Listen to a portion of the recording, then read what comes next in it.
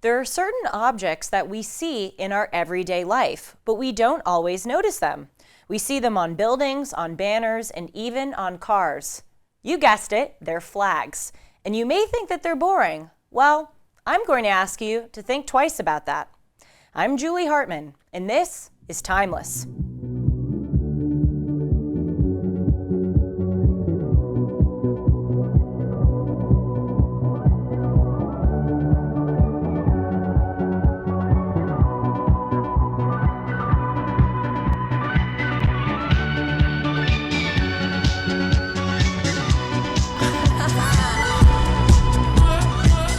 Hey friends, welcome to Timeless, the show where I talk about timeless, eternal subjects. If I had a thesis statement for this program, I feel like it would be life is cool. The timeless, eternal subjects that I bring to you, I think, show just how interesting life is. You know, on a show recently, I interviewed Carl Magnus Palm, who is a biographer of the Swedish band ABBA. You know, the song Fernando, Dancing Queen, all of those hits. Well, anyway, I interviewed him, and one of the questions during the show that I asked him was, where does the name ABBA come from? Turns out it was a very stupid question if you watch the interview, because literally like 5 seconds before he mentioned the names of the 4 members of the band, and it was very clear that ABBA is an acronym with each letter representing the first letter of the 4 individuals' names. But actually, I'm glad that I asked the question, because Mr. Palm told me that ABBA is also a Swedish fish company. And actually, when ABBA the band was getting started, the Swedish Fish Company and ABBA had some words, about who was going to be able to keep the name, but ABBA clearly won out, and the band ABBA is a lot more famous than the Swedish Fish Company. Well, the reason why I bring this up to you before our discussion of flags is because we have a listener of this program who actually sent me, she's Swedish, she sent me some of these ABBA fishing boxes, and actually when I got them I thought, oh my gosh, do I have to eat these? No offense, they don't look very good, but yes, we have 2 actually. Thank you so much to Suzanne, this viewer of ours, who was kind enough to send this to me. Isn't this just incredible? I feel like we should put it on our set as a tchotchke, or maybe we'll make Sean eat it. Sean, you want this? One of my producers came in before this show, and Rick, and I showed it to him, and he goes, "Ooh, that looks good." And I was thinking, "Ooh, you are definitely a guy. That does not seem good to me." Anyway, total segue. We are talking about flags today. As I indicated in the introduction, some of you may be thinking, what the heck is so interesting about flags? Well, they are fascinating, and it is my job to prove that to you today. I would like to credit, though, someone who proved to me that flags are indeed quite fascinating. His name is Tim Marshall. He is a British author, and he wrote a book called A Flag Worth Dying For that I read just a few weeks ago. I devoured it in about just 3 sittings. It was, I would say it's actually one of my favorite books of the year. I'm reading right now his next book, where he actually analyzes 10 maps around the world and tells you how those maps say a lot about the formation of certain countries and about our future. So if his subsequent books are anything like this book that I read, A Flag Worth Dying For, Mr. Marshall is an author that you should put on your list. So I said that we're talking about flags. Well, I should be more precise. The study of flags is actually called vexillology. And a vexilloid is a fancy term for a flag or a flag-like object. Sometimes you'll see like tchotchkes, I don't know, in like a farmer's market, almost like a tambourine-looking thing with maybe strings or a piece of cloth attached to it. That is called a vexilloid. So just if you were looking for a word, I'm sure all of you, this was keeping you up at night, but that is the proper term. Now, flags, the use of flags actually originated about 1,000 years ago during battles, because armies needed to be able to distinguish themselves and their soldiers from other soldiers in the heat of the battle. So they carried these flags into war, and also many of these countries, or back in the day, empires or kingdoms, put flags on the uniforms of their soldiers. And actually, the Chinese revolutionized the practice of flag making by inventing silk. Prior to silk, flags were super heavy because they were made out of really heavy textiles or cloth. But silk is a lot lighter, and it made it a lot easier for people to create and carry flags. So from there, the Chinese along the Silk Road passed silk along to the various Arab caliphates, and they started making flags, and then Europeans from there adopted them. So really, again, kudos to the Chinese of hundreds of years ago for inventing silk. So I'm today going to go through just a few flags. Don't worry, we're not going to be going through all 194 countries. And I want to tell you about the history of some of them and why they are so interesting. And specifically, there are really interesting groupings of flags. You wouldn't believe how many flags from various parts of the world look quite similar to one another. I always thought, prior to reading Mr. Marshall's book, that each flag was distinct. Well, that is not true. But let's start, of course, with our dear flag, the U.S. flag. You should know this from basic elementary school teaching, but the stripes, 13 stripes, represent the 13 colonies, and then there are 50 stars representing each of the 50 states. Now, early on, actually in the late 1700s, there was a flag meeting of the leaders of our country, and they actually agreed that for every new state that was added to the Union, they would add one stripe and one star. But by the mid-1800s, the flag started to look a bit like a red, white, and blue zebra because there were just so many states being added and thus so many stripes. So they actually changed it to say that the stripes would just be 13, again representing the 13 colonies, and that the stars would be one star would be added for each new state. There are actually very specific rules as to how an American should properly treat the American flag. The flag is not supposed to touch the ground. It is supposed to only be shown during the daylight when it is up on a flagpole. If a flag is to remain flying at night, there should be a light on it. And there's actually a proper way to fold the flag, which I learned back in 5th grade, and you fold it into a triangle-like shape. And actually, that triangle-like shape is supposed to resemble the hats worn by the patriots fighting, of course, to create the United States of America, rebelling against the British during the American Revolutionary War. In 1968, during the time of the Vietnam War, there was a law passed here in the United States saying that it was against the law to burn or otherwise desecrate the flag. This is because during the time of the Vietnam War, there were so many anti-war protests, and a cornerstone of those protests would be that people would trample the flag or burn the flag. But this actually changed in 1989 during a Supreme Court ruling called Texas versus Johnson. A man, I'm forgetting his first name, but with the last name Johnson, he burned the flag in protest of President Ronald Reagan. And under Texas law, that was illegal, and so he was thrown in jail. Well, his case made it all the way up to the Supreme Court, and in 1989 they ruled that you are indeed allowed to burn the flag. Of course, I don't think any Supreme Court justice or politician would necessarily endorse doing so, but it does constitute protected speech. They ruled that burning or desecrating a flag counts as symbolic speech, so it is protected by the First Amendment. Gregory Lee Johnson is 1984, that's right, is his name. The Supreme Court case was ruled in 89, but he burned the flag in 84. I just want to pause for a minute and use this opportunity to highlight what is so unique about the United States. Do you know how many other countries have very strict rules against burning or desecrating their flags? In China, if you burn the flag, you are sentenced to 3 years in prison. Actually, in China, you are not allowed to fly any other flag on the mainland except for the Chinese flag. This is also true specifically the part that you are not allowed to burn or desecrate a flag is true in Germany, Italy, New Zealand, France, and Mexico. So many countries have laws against it. And it really speaks to how unique the United States is. That the Supreme Court, that our government has said, you can disrespect us.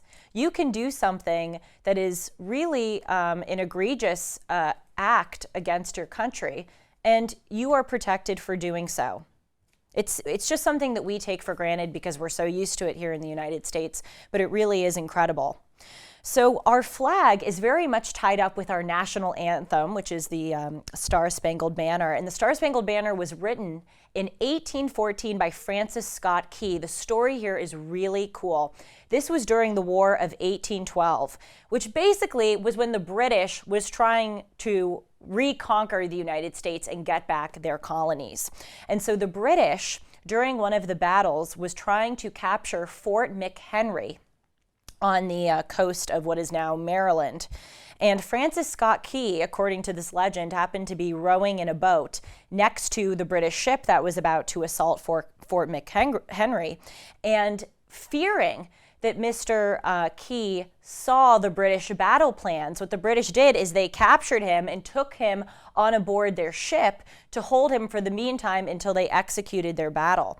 So according to this story, he wrote the Star-Spangled Banner on the boat as he was watching the British assault Fort McHenry. And that is the whole basis of the Star-Spangled Banner, where, you know, that part where it says that our flag was still there. He was watching this fort being assaulted by our enemy, and our flag was indeed still there flying. And so that's why I think it is so powerful that our national anthem ends in a statement, "Oh, say does that star-spangled banner yet wave for the land of the free and the home of the brave." That's a question mark at the end. And I think it impels us as Americans to always ask if we are upholding those values and hopefully answer that question in the affirmative. The Star-Spangled Banner, though written back in the early 1800s, was not officially adopted as our anthem until 1931. So that is the history of the United States flag. Let's move on to the next flag, which I think is going to look pretty similar to you. This is the flag of Liberia, which is a Western African country. And the reason why it resembles the American flag so closely is that Liberia was founded by former African American slaves. Indeed, during the 19th century, abolitionists went over across the Atlantic Ocean to Western Africa and purchased what is now the country of Liberia from various tribes that owned that land, and many former African American slaves settled down here in the country of Liberia, hence the resemblance. Isn't that interesting? At least I think so. Hopefully you do. On to the next, the Panama flag. So Panama is a Central American country, and the reason why it is important is, of course, well, it is important for other reasons, but really for the United States is because of the Panama Canal, which gave shippers a shortcut between the Pacific Ocean and the Atlantic Ocean. Back in the day, before airplanes, what people used to do is go all the way down, literally to the bottom of South America and go up in order to cross the Atlantic Ocean. But with the advent of the Panama Canal, it saved thousands of miles in shipping. Panama used to belong to the country of Colombia. But actually, this is from 1821 to 1903. But in 1905, the United States approached Panama and said, hey, we want to build this canal in order to create this shortcut. You in? And many civilians of Panama said yes. But Colombia, the country that oversaw Panama, said no. So the United States engineered a revolution in 1905, and from 1905 to the 1950s, Panama was actually under the jurisdiction of the United States, though it did not count as a state. And then later on in 1999, we, the United States, handed over full control of the Panama Canal back to Panama. But again, that's why we see that the flag of Panama resembles the U.S. flag and the Liberia flag. We see red, white, and blue, and the stars and stripes. You'll see in the next slide them juxtaposed, how similar the United States and Liberia and Panama flag look. And what's also interesting, too, just as a little tidbit, is that there's another country, well, there are many other countries that have red, white, and blue as part of their color scheme. But one of them is actually one of our biggest adversaries right now, Russia. You can see that Russia, our adversary, has the same colors as us. It's a cool tidbit. You won't see a lot of red, white, and blue in the flags in countries of Africa. This is because they want to sort of detach themselves from European rule, though the United States never colonized Africa. The United States sent missionaries and other groups, but unlike France and Belgium and other European powers, the United States never did colonize the continent. So now moving on to European flags. This is the European tricolor flags. First we see here the flag of France, another red, white, and blue flag, a red, white, and blue tricolor. This was the flag of France for a long time. It actually once had a royal coat of arms on the flag. But this is where Napoleon comes in.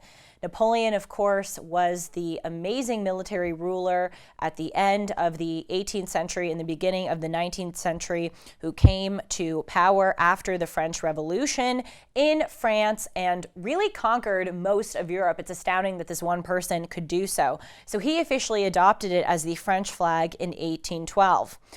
This story, though, doesn't end here. If you look at the Italian flag, you'll notice that it is another tricolor flag. This one, of course, is green, white, and red.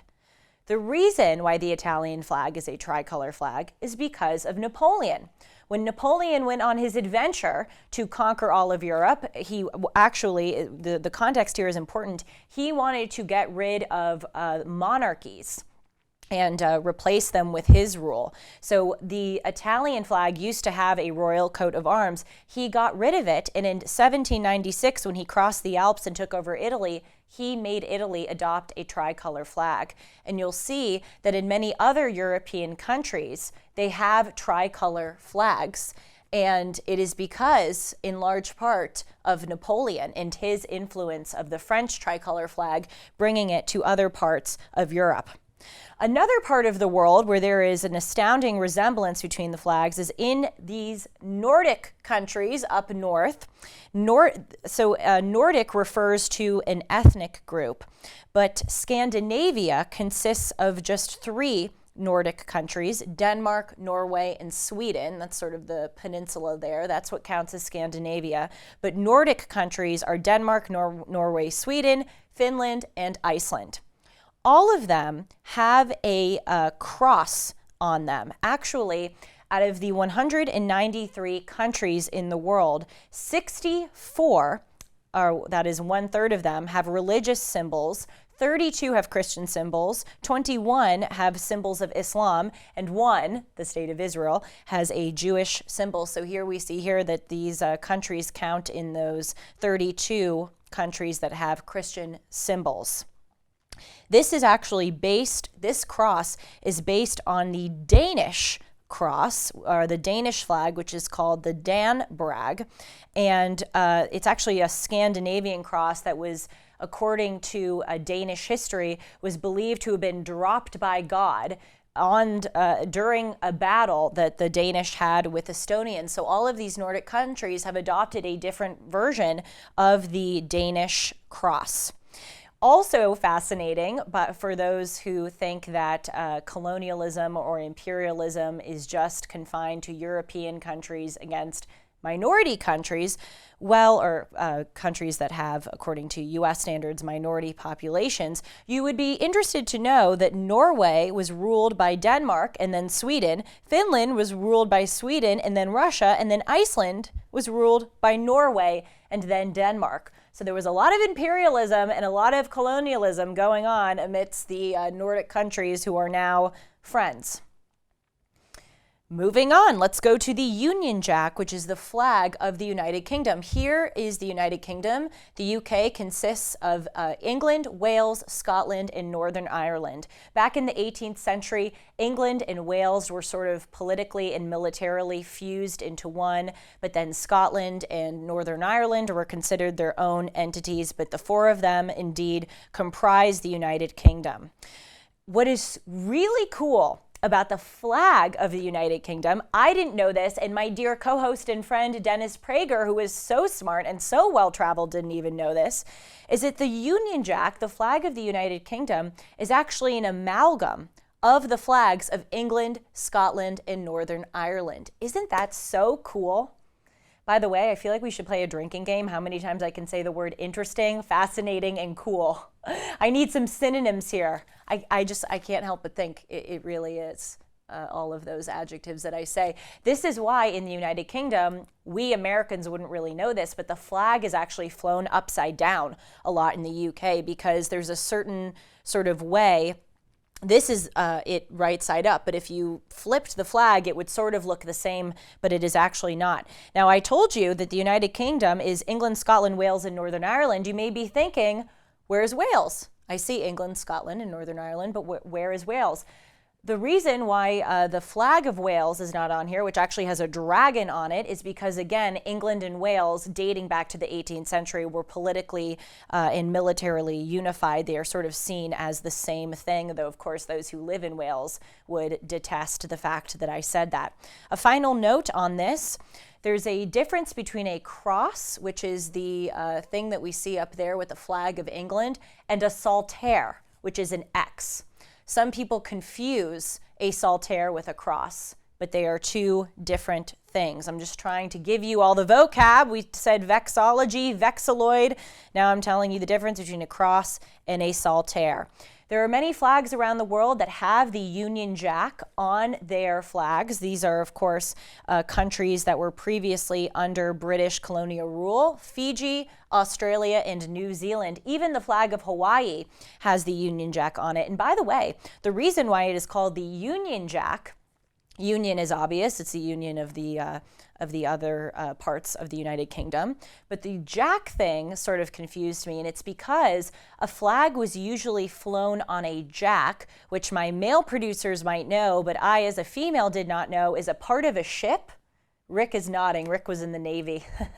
He's like, come on, Julie, you got to know this. Yes, a jack apparently is a part of the mast. So that's why it is called the Union Jack. Going on to Muslim countries. This flag is really interesting to know. Those of you who watched my my episodes on Islam called Islam 101 and Islam 102 may recognize this. This is the 101 Part 2 is the second thing, or the second episode. Thank you, Sean. This is the Pan-Arab flag. It was designed and created by an individual who is very important in the Muslim world. His name is Sharif Hussein. He ruled the Hijaz, which again, if you listened to my 2 episodes, you would know is the part of Saudi Arabia that includes the holy sites of Mecca and Medina that are 2 of the top 3 holiest sites in the religion of Islam. So he ruled over the Hijaz. He comes from a family called the Hashemites, which ruled over the Hijaz and around that area for 700 continuous years. So Sharif Hussein lived at the end of the 19th and the early 20th century, and he was the leader of what is called the Pan-Arab movement that sought to overthrow the Ottoman Empire. The Ottoman Empire was ruled by Turks, and although we tend to see all Muslim empires or countries as the same, they're not. There's huge sectarian division between Sunnis and Shias, and Muslim countries, though overwhelmingly Arab, also are comprised of different ethnic groups, one of them being Turkish and others being Arab. So Sharif Hussein, as an Arab, started this Pan-Arab movement to overthrow the Turkish rule Ottoman Empire, and actually he led the very famous Arab Revolt in 1916, which took place during World War I in order to attack the Ottoman garrison. So this flag, the different colors are really important. The white in the middle represents the Umayyad Caliphate. The black represents the Abbasid Caliphate. The green represents the Fatimid Caliphate. And then the red represents the Hashemites, which, of course, as I said, was the family of Sharif Hussein, who created this flag and ruled over the Hijaz.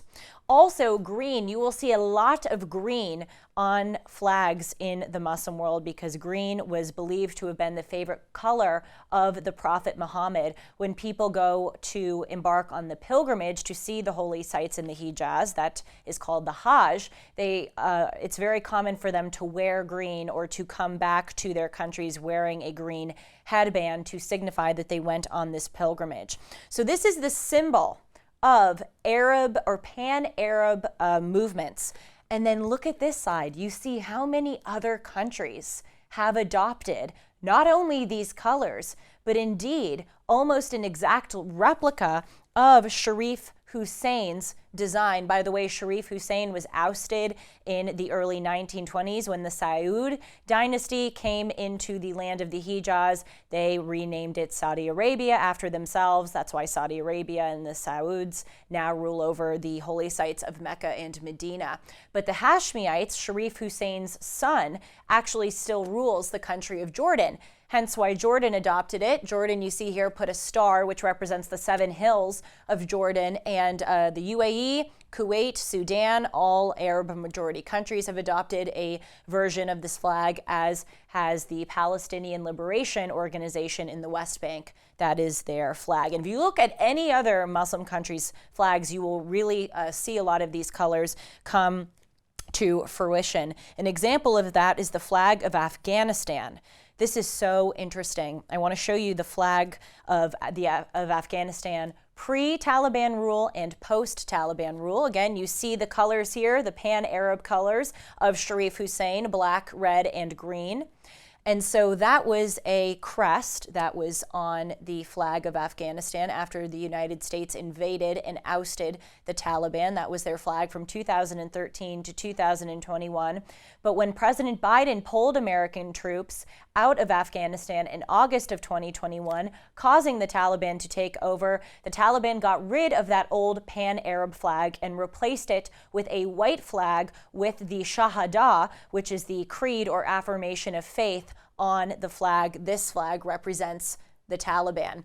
And by the way, it is not uncommon with groups like the Taliban or groups like Hamas or even Hezbollah to not have pan-Arab colors on their flags, because they want to see themselves as the caliphate. Again, the colors of Sharif Hussein's flag represent different caliphs throughout history. They don't want that. They want to be their own caliph, hence why the Taliban's color flag is white, why Hezbollah is yellow, and why ISIS, for instance, is black. The crescent is also a symbol of Muslim countries, and this actually was not even always a symbol pertaining to Islam. It actually started in Byzantium, which of course was the empire that existed before the Ottomans conquered Constantinople in 1453. So actually the Ottomans and Muslim countries sort of adopted the crescent, which was a European symbol, as their own. And you can see Turkey, Tunisia, and Pakistan have this crescent as a symbol. The 5 stars here on the flag of Turkey represent the 5 pillars of Islam. And you'll see in this next slide that so many countries' flags have crescents on them. Again, I remind you that 193 countries in this world, 64 have religious symbols, 21 of those have symbols of Islam, and the crescent counts as one of them. Moving on, we have 2 more portions of this, flags of communism, and then what I call random but cool flags. So let's go to the first not random and not cool flags, the flag of communism. Over here, we see the flag of China that was adopted in 1949 when the Chinese Communist Party came to rule. The big star represents the fact that the CCP is the savior of China, and the 4 little stars surrounding represent Mao's conception of division of people into workers, peasants, petite bourgeoisie, and patriotic capitalists. You can see here that the color red is symbolic of communism, leftism, and socialism.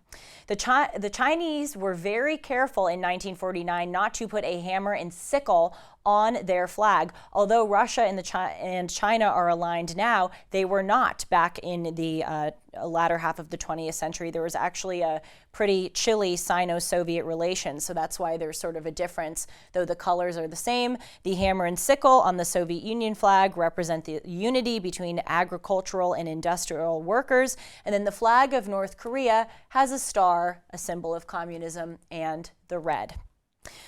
On to this final part, what I categorize as random but cool flags. Let's first go to the flag of Brazil. I just think it's such a happy looking flag. I think the green is really beautiful. You can see here that the flag of Brazil has the motto of Brazil, which is order and progress. And those stars that you see are not random. Nothing on flags are random. Those stars actually are an image of the constellation that happened the night that Brazil became its own republic in 1889 when it declared independence from the Portuguese. Now onto the flag of Iran, a flag that we've been seeing a lot amid the horrible persecution of women by the Ayatollahs now in Iran. The center there is a tulip, and you can see that there are sort of 5 parts of it representing the 5 pillars of Islam. But a tulip is a big symbol in Iran. It's associated with the Persian New Year, the time of year when tulips rise up in the ground. And it is also symbolic of death and martyrdom. There's this legend in Iranian culture that tulips spring up when martyrs die on the battlefield. And when they want to recruit certain Iranians to go to war, as they did in 1980 when Iraq invaded Iran, they put up pictures of tulips in order to try to recruit people to become martyrs. And finally, let's look at the South Korean flag. This is called the flag of extremes. This flag is unlike any other flag really in the world. In the center here, we see a yin and a yang. They're supposed to represent, actually, one side is supposed to represent good, the other side is supposed to represent evil. And then you see those 4 symbols. They are actually Chinese symbols, showing Chinese influence in Korea, of trigrams. They represent heaven, earth, water, and fire. And the whole flag is supposed to impart the message that the Korean people will develop in harmony with the universe. This was actually also the flag of North Korea until the 20th century when the Korean War happened and the country was divided at the 38th parallel. That was a lot of information for you, but I hope that you enjoyed it. Flags are so interesting, and now I hope that I have equipped you with information so that when you see a flag, you may not be able to identify which country it comes from, but based on the colors or the symbols, you could probably tell a bit about its history, and the very least, what region it comes from. Maybe next time Sean and Rick will prepare a flag quiz for me to test my knowledge to see of how much of this I have retained myself. Thank you very much for joining us today. And remember that each of our thoughts, choices, and actions shape who we are. So let's think clearly, choose wisely, and act with principle and determination. Take care. See you soon.